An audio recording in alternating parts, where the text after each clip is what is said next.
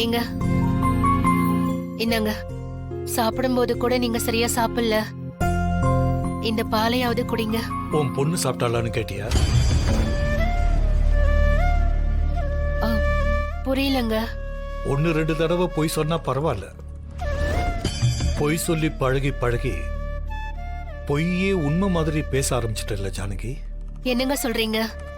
எனக்கு நிஜமாவே ஒண்ணும் புரியல. உன் பொண்ணு இன்னைக்கு இங்க வந்துட்டு போனது எனக்கு தெரியாதுன்னு நினைச்சிய?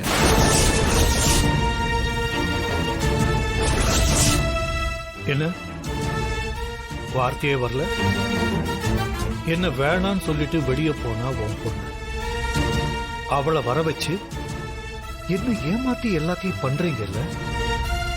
நீங்க எல்லாம் அறிவாளியா இருக்கலாம், ஆனா என்ன முட்டாள்னு நினைச்சிடாதீங்க.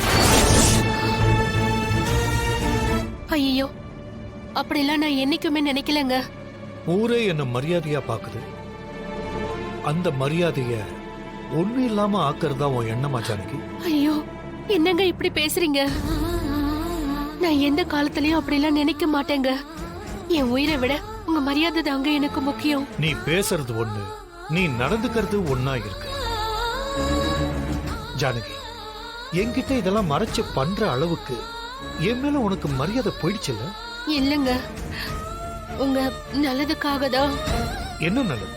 என் உயிரை காப்பாத்துறதுக்காக தானே? எனக்கு மரியாதை கொடுக்காம என் வார்த்தையை மீறி என்கிட்ட எல்லாத்தையும் மறைச்சு என்னை ஏமாத்தி இவ்வளவு விஷயத்தை நீங்க செஞ்சுதான் நான் உயிர் வாழணுமா? அதுக்கு நான் செத்தே போறேன். ஐயோ, தயவு செஞ்சு அப்படிலாம் சொல்லாதீங்க.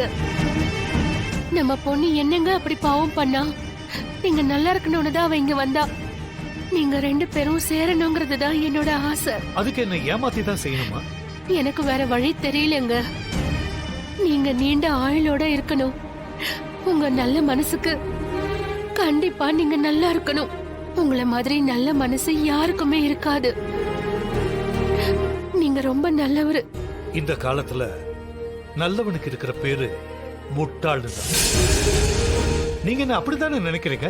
ஆஹா, இல்லங்க, அப்படி இல்லங்க. இல்ல ஜானகி, என் பொண்ணு விஷயத்துல நான் எடுத்த சில முடிவுகள் தப்பா போயிருக்கு. அத நான் ஒத்துக்கிறேன். என் கண்ணுக்கு எல்லாமே நல்லா தெரியுது. ஆனா சில விஷயங்களை நீங்க ஏன் பண்றீங்கன்னு தான் புரியல.